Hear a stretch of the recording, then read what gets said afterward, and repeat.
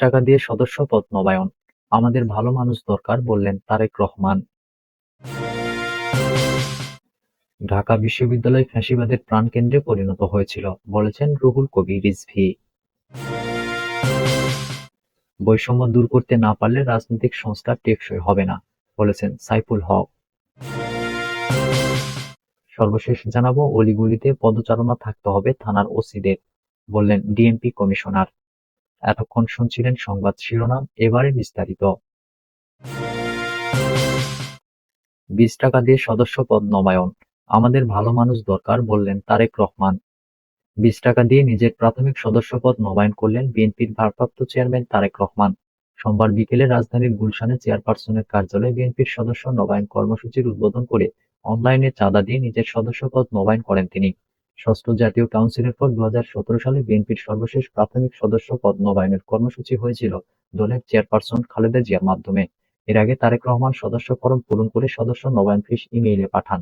তিনি বলেন, আমি ফরম পূরণ করে এখানকার মুদ্রায় 15 পেন্স সহ পাঠিয়েছি। লন্ডন থেকে ভার্চুয়ালি যুক্ত হওয়া তারেক রহমান বলেন, আমাদের তৃণমূলকে সংগঠিত করতে হবে, এখন বেশি করে কাজ করতে হবে, আমাদের সামনে বিশাল কাজ আছে। আমরা আমাদের হাজারো লক্ষ নেতাকর্মীদের নিয়ে স্বৈরাচারের বিরুদ্ধে আন্দোলনে ঝাঁপিয়ে পড়েছিলাম।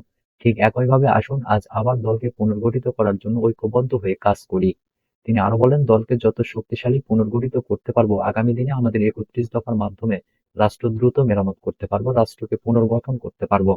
বিএনপির ভারপ্রাপ্ত চেয়ারম্যান বলেন, জনগণের সমর্থন পাওয়ার পর দেশকেও পুনর্গঠন করতে হবে। দেশকে পুনর্গঠন করার জন্য, রাষ্ট্রকে মেরামত করার জন্য আমরা 31 দফা দেশের সামনে, দেশের মানুষের সামনে উপস্থাপন করেছি। সেটিকে যদি বাস্তবায়ন করতে হয়, অবশ্যই দলকে ঐক্যবদ্ধভাবে পুনর্গঠিত করতে হবে। তারেক রহমান বলেন, যারা মেধাবী মানুষ, সেই মানুষগুলোকে আমাদের সামনে নিয়ে আসতে হবে। যারা পরিশ্রমী, সততা, আদর্শ আছে, এরকম মানুষগুলোকে ঐক্যবদ্ধ করতে হবে। আরো বেশি করে দলের কাছে নিয়ে আসতে হবে, দলের সঙ্গে সম্পৃক্ত করতে হবে। আমাদের ভালো মানুষ দরকার, এফেক্টিভ মানুষ আমাদের আগামী দিনে দরকার। কারণ এ রাষ্ট্রকে পালিয়ে যাওয়া স্বৈরাচার ধ্বংস করে দিয়েছে, অনেক পেছনে নিয়ে গেছে। কাজেই আমাদের দলকে যদি পুনর্গঠিত করতে হয়, সেরকম মানুষ দরকার, সেরকম মানুষকে বের করে নিয়ে আসতে হবে। ঢাকা বিশ্ববিদ্যালয় ফ্যাসিবাদের প্রাণকেন্দ্রে পরিণত হয়েছিল বললেন রুহুল কবির রিজভী। বাংলাদেশ জাতীয়তাবাদী দলের যুগ্ম মহাসচিব রুহুল কবির রিজভী বলেছেন, শেখ হাসিনার শাসনামলে ঢাকা বিশ্ববিদ্যালয় ফ্যাসিবাদের প্রাণকেন্দ্রে পরিণত হয়েছিল। সোমবার দুপুরে ঢাকা বিশ্ববিদ্যালয়ের মঞ্চ চত্বরে জিয়াউর রহমানের জন্মবার্ষিকী উপলক্ষে জিয়াউর রহমান ফাউন্ডেশন কর্তৃক বৃক্ষরোপণ কর্মসূচিতে প্রধান অতিথির বক্তব্যে এ কথা বলেন তিনি। কর্মসূচিতে সভাপতিত্ব করেন অধ্যাপক ডক্টর ফরহাদ হালিম ডোনার, ঢাকা বিশ্ববিদ্যালয়ের অধ্যাপক ডক্টর মোর্শেদ হাসান খান, ডক্টর সাইফুদ্দিন আহমদ, জাতীয় বিশ্ববিদ্যালয়ের প্রভিসি অধ্যাপক লুৎফর রহমান প্রমুখ উপস্থিত ছিলেন এতে। রিজভী বলেন, আজকে ঢাকা বিশ্ববিদ্যালয়ের উন্মুক্ত প্রাঙ্গণে দাঁড়িয়ে কথা বলছি, এটা যে কত আনন্দের, উচ্ছ্বাসের তা বলার অপেক্ষা রাখে না। আমি যখন রাজশাহী বিশ্ববিদ্যালয় থেকে এই ঢাকা বিশ্ববিদ্যালয়ের অপরাজেয় বাংলার পাদদেশে আসতাম, তখন কত বক্তৃতা, কত রাজনৈতিক বিতর্ক, আলোচনা আমরা মধুর ক্যান্টিন থেকে করেছি। সেই আনন্দের দিন যেন হারিয়ে গিয়েছিল। তিনি বলেন, আমরা কখনো কখনো বিশ্ববিদ্যালয়ের ভিতর দিয়ে যাওয়ার সাহস পেতাম না। মাঝে মধ্যে যদি যেতামও, তখন গাড়ির জানালাটা নামিয়ে দিতাম যাতে কেউ না দেখে। শেখ হাসিনার আমলে 16 বছর এই ধরনের একটি চরম ফ্যাসিবাদের প্রাণকেন্দ্র ছিল ঢাকা বিশ্ববিদ্যালয়। তারা পরিবেশকে চারিদিক থেকে বিপন্ন করেছিল।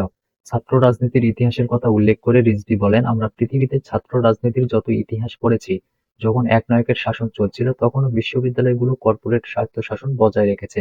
বিশ্ববিদ্যালয়গুলিতে তখনও আন্দোলন চলেছে, কিন্তু হাসিনা সে সবকিছু নষ্ট করে দিয়েছিল। রুহুল কবির রিজভী আরো বলেন, ইতিপূর্বে যারা দেশের টাকা পাচার করেছে, অর্থনীতিকে একটি হুন্ডির চক্রের মধ্যে আবদ্ধ করে রেখেছিল, তাদের যেন ফের উত্থান না ঘটে। গণতান্ত্রিক দৃষ্টিকোণ থেকে একে অপরের প্রতি আলোচনা সমালোচনার বিষয়টি থাকলেও আমাদের মধ্যে একটা ন্যূনতম ঐক্য থাকতে হবে। এই ঐক্য যদি না থাকে, তাহলে সেই ফ্যাসিবাদের পুনরুত্থান ঘটা অস্বাভাবিক হবে না। আপনারা জানেন, পাশের একটি দেশ ফ্যাসিবাদের সেফ হোমে পরিণত হয়েছে। দিল্লি যেন ফ্যাসিবাদের একটি কেন্দ্রীয় কার্যালয়ে পরিণত হয়েছে। সুতরাং তারা বসে নেই, তারা নানাভাবে নানা কায়দায় তারা তাদের চক্রান্ত এবং ষড়যন্ত্র অব্যাহত রেখেছে। এই ষড়যন্ত্রকে আমাদের সম্মিলিতভাবে মোকাবেলা করতে হবে। গণতান্ত্রিক শক্তির সবাইকে ঐক্যবদ্ধ থেকে এই জিনিসগুলো পর্যবেক্ষণ করতে হবে। বৈষম্য দূর করতে না পারলে রাজনৈতিক সংস্কার টেকসই হবে না, বললেন সাইফুল হক। রাষ্ট্র ও সমাজে বৈষম্য বিলোপে অন্তর্বর্তী সরকারের কোনো মনোযোগ দেখা যাচ্ছে না বলে মন্তব্য করেছেন বিপ্লবী ওয়ার্কার্স পার্টির সাধারণ সম্পাদক সাইফুল হক। তিনি বলেন, রাজনৈতিক সংস্কারে সরকারের যত আগ্রহ, সমাজে সীমাহীন বৈষম্য দূরীকরণে সরকারের তেমন আগ্রহ নেই। অথচ অর্থনৈতিক ও রাজনৈতিক বৈষম্য দূর করতে না পারলে রাজনৈতিক সংস্কার তেমন কোনো কাজে দেবে না, রাজনৈতিক সংস্কার টেকসইও হবে না। রোববার জাতীয় প্রেস ক্লাবের সামনে বিপ্লবী ওয়ার্কার্স পার্টি আয়োজিত বর্ধিত ভ্যাট ও করের বোঝা থেকে মানুষকে রক্ষা করো, আদিবাসী ছাত্র জনতার উপর হামলা নিপীড়ন রুখে দাঁড়াও বিষয়ক বিক্ষোভ সমাবেশে এসব কথা বলেন বিপ্লবী ওয়ার্কার্স পার্টির সাধারণ সম্পাদক সাইফুল হক। বলেন, আমলাদের প্রভাবে একের পর এক জনস্বার্থ বিরোধী সিদ্ধান্ত নেওয়া হচ্ছে। আমলারা সরকারকে জিম্মি করে ফেলেছে কিনা সেই প্রশ্ন দেখা দিয়েছে। যে আমলাদের সঙ্গে ছাত্র শ্রমিক জনতার অভ্যুত্থানের কোনো সম্পর্ক ছিল না, তাদের পরামর্শে সরকারকে ভুল করলে চলবে না। তিনি বলেন, বাজার পরিস্থিতি এখনো অনেকটা বেসামাল। সরকার কোনোভাবে বাজার নিয়ন্ত্রণ করতে পারছে না। 5.5 মাস পর বাজার নিয়ন্ত্রণে এখন জনগণ সরকারের আর কোনো অজুহাত শুনতে চায় না। মানুষকে স্বস্তি আর নিরাপত্তা দিতে না পারলে ভালো রাজনৈতিক সংস্কারও মানুষ গ্রহণ করতে পারবে না। তিনি আরো বলেন, আমলাতান্ত্রিকভাবে পণ্যের উপর ভ্যাট ও কর আরোপের সিদ্ধান্ত বাজারের আগুনে পুড়তে থাকা মানুষের উপর বিপদ চাপিয়ে দেওয়ার শামিল।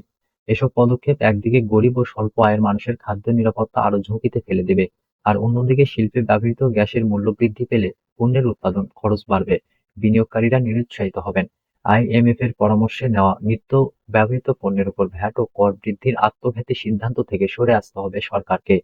সাইফুল হক আদিবাসী ছাত্র জনতার উপর সন্ত্রাসী ও পুলিশি হামলায় তীব্র নিন্দা ও প্রতিবাদ জানিয়ে বলেন, এই হামলা আক্রমণকারী গণঅভ্যুত্থান দেশবিরোধী শক্তি। এদের তৎপরতা হিংসা ও বিভাজনের রাজনীতিকে আরো উস্কিয়ে দেবে। অনতিবিলম্বে হামলাকারীদের গ্রেপ্তার ও বিচারের আওতায় নিয়ে আসতে হবে।